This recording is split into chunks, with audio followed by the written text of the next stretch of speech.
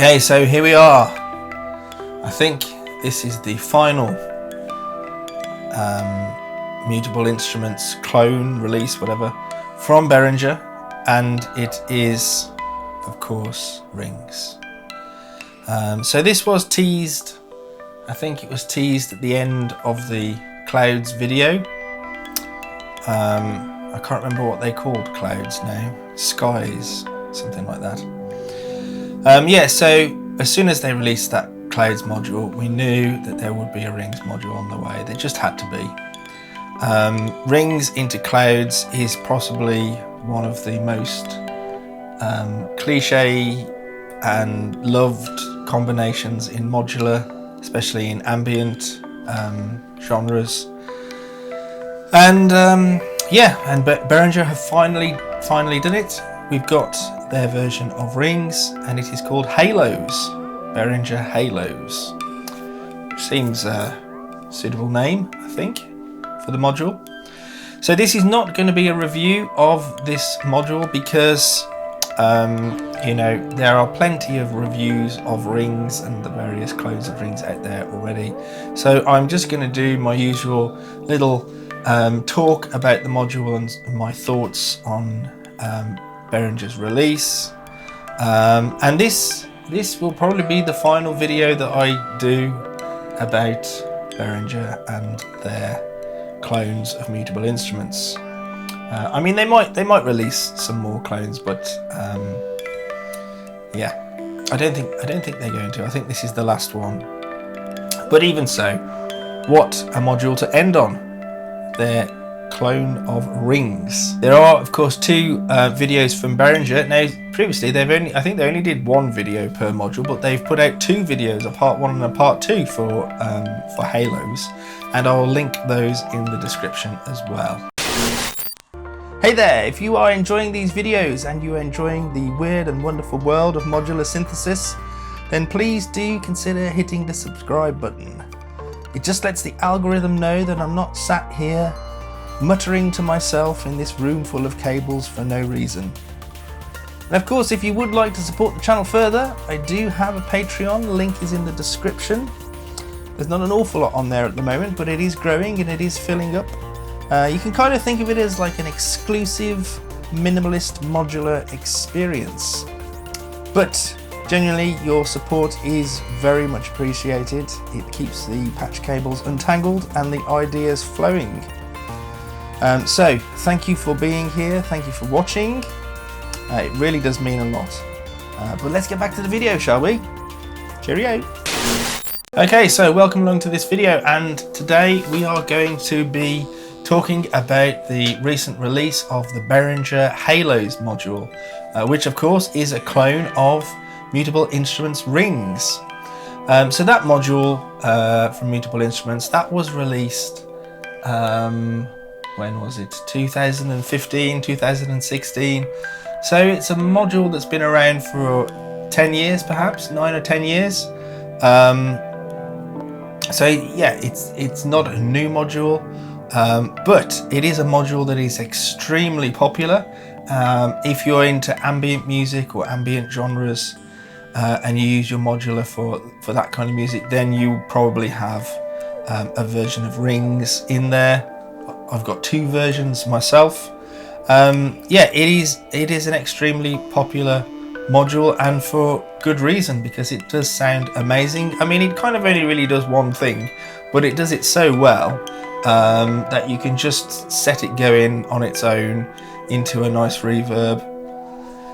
Hence the Clouds, Rings into Clouds, and it just sounds amazing. You just set that up on its own and it will just you know, keep going for ages, and you have a lovely ambient patch. And yeah, you know, it's Rings into Clouds, and then also if you have marbles as well, those three modules, marbles, Rings, Clouds, are just a great setup for just creating a sort of ambient generative kind of patch that will just keep tinkling and twinkling away forever. So I guess, I mean, I wasn't into modular in 2015 or when Rings first came out. So I don't know, you know, if any of you guys out there were into modular at that time and you perhaps remember the release of Rings and what it was like and what it meant, I would be, you know, really interested to hear about that in the comments below. So, you know, let me know. But I imagine that it was probably a module that sort of probably had quite a significant impact on the modular scene at the time. And you know, the two artists that come to mind are Benny and Annie, who are two modular artists that were probably very influential in you know, listening to their music and watching their videos was kind of like what got me into modular, or wanting to start with modular in the first place. And Annie in particular, you know, watching some of those videos, there was a lot of Rings in there, and yeah, so that was probably one of the first sort of influences on me. And Rings was the first, I think, Rings, Marbles, Rings and Clouds, that combination, those were the first sort of 3 modules that I got hold of, just to be able to do that sort of nice kind of like ambient pad-like sound that you can get from that combination. So yeah, it's kind of, you know, Rings and Clouds, they are sort of like almost like a gateway drug into modular. From there, you know, all that lovely lushness that you sort of hear and you want to recreate, and then, you know, from there you start exploring outwards and trying other things. You know, and I have done videos on Rings into Clouds before, and the whole sort of cliche thing, it's a bit of a cliche, but actually, you know, it may well be a bit of a cliche, but it's not necessarily a bad cliche, because it just sounds amazing. And it's a really great way to get started with modular, especially if you're into the sort of ambient stuff. So yeah. So Behringer have released these modules, these mutable instruments modules. There's quite a few now. I can't remember what they're all called, but we've got a version of Rings, we've got a version of Clouds, we've got Tides, we've got what else? I think they did Grids. They've done their version of sort of Ears, which is this sort of preamp input thing. I can't remember, but there's maybe about sort of 6 or 7 different modules, and then there's a couple of others as well that are not mutable instruments. They've done their version of Maths. They did do their version of Plats, but that wasn't as a module. That was one of their sort of semi-modular desktop synths, which could be integrated into Eurorack because it's got CV ins and outs. So yeah, they've done this whole range of mutable instruments modules, but they've done them incredibly cheaply. So if you know, and I've talked about this before, do we really need another clone, etc, etc, etc. There are so many clones of mutable instruments, obviously, because it's all open source, and those clones are probably made by sort of more individual or boutique modular companies, and obviously there's going to be a significant price tag attached to those, which is justified and valid, because quite often those modules will be very maybe handmade, certainly will be nicer looking than some of this Behringer stuff, and worth the price tag. But what Behringer have done is they've taken that open source material and they've produced a set of modules that are incredibly cheap, which allows new people to get into modular. And the mutable instrument stuff is a really great way to get started with modular, and you can now get a whole set of mutable instruments modules pretty cheaply. I think they're all about sort of 80, 90, 100 pounds maybe. Which is pretty cheap. I mean, that's comparable to, like, I don't know, a guitar pedal, isn't it? Sort of a mid-range guitar pedal. So yeah, you can get into modular pretty cheaply. You can start making some cool ambient stuff, or even less ambient stuff perhaps. And that's kind of, I guess that's the strategy that Behringer have gone for. they've chosen these modules probably because they're open source and because they are so loved by people that there's kind of like a mass appeal for them. So they're guaranteed to make some sales, aren't they?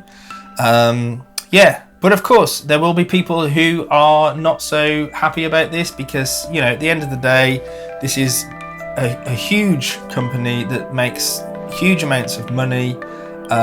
They have factories that are the size of cities over in Asia, where who knows whether they're paying people, what they're paying people. You know, I don't know much about their actual you know, sustainability and the ethics of that, but they are going to be taking business away from small boutique companies that are often run by one or two people, you know, and so there is a case against what Behringer are doing. But you know, I think at the end of the day, they're making these modules so cheap. They're obviously aiming them at people who want to get into modular to start with, and I think that is you know, a worthwhile thing to do. If you are somebody that, you know, is a more serious modular synth user, then you're probably going to go and get the more expensive version. And also these modules, at the end of the day, they are sort of like, as I say, they're 10 years old or so. You know, they're not new modules. They're not new concepts. They've been around for a long time, and probably, you know, some of the modules that they've cloned, there probably are, you know, other modules out there that do similar job, maybe even better. As technology has moved on and so on. So these modules now, they're sort of, I guess they're almost getting into the realm of being sort of like classic modules because they're so old, and this kind of ties into what Behringer are doing with their clones of a lot of classic analog synths as well, albeit that those are often synths that are not available anymore. Sometimes they are, but you know, extremely expensive on the used market. So, you know, there's pros and cons to what Behringer are doing. I just think it is great if you are wanting to get into modular, and you know, this is a sort of cheaper way of doing it. I think if I were starting again now, this is what I'd be looking to get into, or this is how I'd be looking to get into it. You know, get hold of a cheap case and get some of these Behringer modules in there. So I think, you know, it's pretty good in that respect.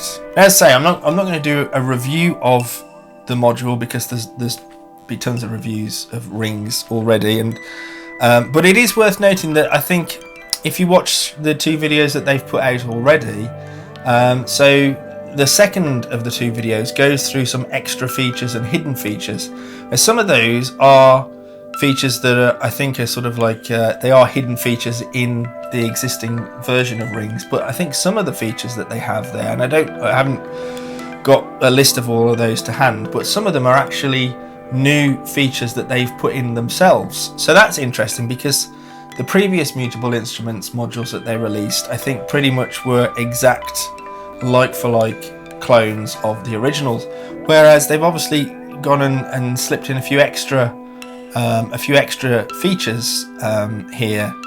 So I think, for example, one of the features that they put in extra is an extra polyphonic mode. So you can have monophonic, 2-note polyphonic and 4-note polyphonic, which is the standard modes that you already get in rings. But then they've also added in a 3-note polyphonic mode. So there are some extra features in there, and that's interesting. Whether that will entice anyone who's already got a version of rings, or you know, anyone who's thinking of getting rings that doesn't have one already, whether that will entice them to buy the Behringer version or replace their existing versions with the Behringer version, I don't know. I don't think I'll be looking to get hold of the Behringer version at the moment, because as I say, I've already got 2 versions of rings already in my case, so I think 3 would maybe be a little bit of an overkill. But you know, I'm probably gonna be building a modular case for college where I work, And I'm probably going to put some of these Behringer modules in there because it'll be, you know, we don't have a lot of money to spend in the budget usually on equipment, and you know, even less so on modules. But you know, if I can get a few pennies together to get some of these Behringer modules, then that would be really great. And I think, you know, a lot of the students that I teach will really enjoy playing with the modular case with some of these Behringer modules in there. So that's, you know, it's quite good in that respect. You know, and I think it's interesting that they've, if this is the last Mutable Instruments module that they're going to release, it's nice, and it's kind of interesting that they've chosen this one to release last. And I guess, you know, rings might be the most popular of all the Mutable Instruments modules. There's probably an entire generation of modular synth people who, you know, for want of a better word, sort of grew up with rings and the sounds of rings in their patches, and it probably taught them a lot about, you know, about timbre and resonance and musicality and so on in modular.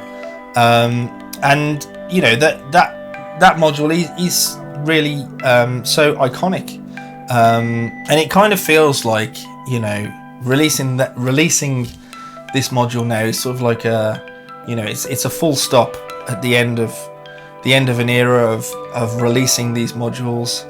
Obviously it's been a couple of years now since the announcement that Mutable Instruments would not be making and releasing any more modules, and so we just have the clones that exist, and you know, any further clones that come out to satiate that need for new modules. So it sort of almost feels like, you know, the Mutable Instruments era is kind of like maybe coming to a close, and you know, these Behringer modules are almost sort of like a I don't know, a monument to that, or some kind of tribute to that era that has been around for sort of, you know, the last 10 years or so of modular synth. So you know, it's quite fitting that they should finish their run of clones, or, you know, whatever you want to call it, with that module. You know, but having said that, I still think that rings, it's still relevant today, and I still see so many patches online that have rings, you know, as the main kind of sound source. So, you know, having said all that, I think it's, you know, it still is a very relevant module, and you know, still quite iconic. And I wonder how many modules are still as popular sort of 10 years later. Well, actually, there's probably quite a few, but there's probably a lot of modules that, you know, have been sort of forgotten, you know. And that, you know, that's also another sort of interesting thing. If you have been into modular for a long time, are there some modules that you had that were like your favorite modules, that you don't use, or maybe you don't even own anymore, and have been replaced by newer modules that you sort of sometimes look back fondly on and wish that you still had them? Again, let me know in the comments below, because it would be interesting to hear about some of these sort of older modules that you know, might be sort of long forgotten.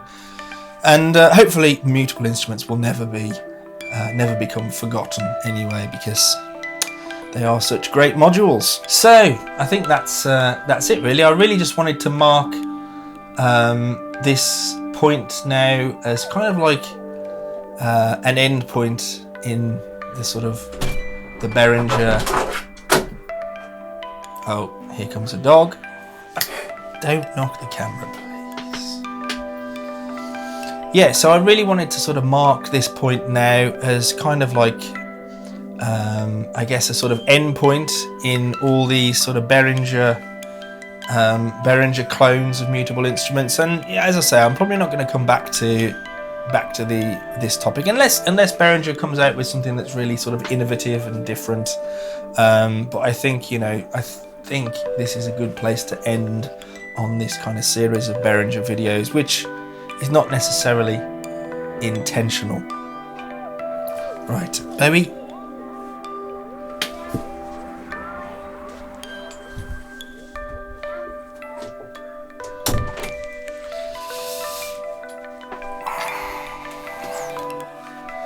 Okay, I'm being invaded by children and dogs right now, so that probably indicates that this is time to end this video anyway. So yes, I hope you've found this video interesting. I would very much like to hear your thoughts in the comments on this latest release, and you know what you think it means, if it means anything at all, you know, and maybe just yeah, just to acknowledge the importance of rings, Mutable Instruments rings, and what it has meant for modular synth over the last 10 years or so. So thank you for watching. The dog's going to knock the camera over any minute now, I can see it. He's circling the tripod.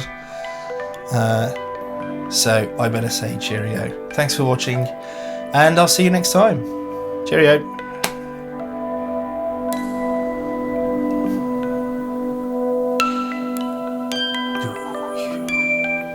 Ooh, you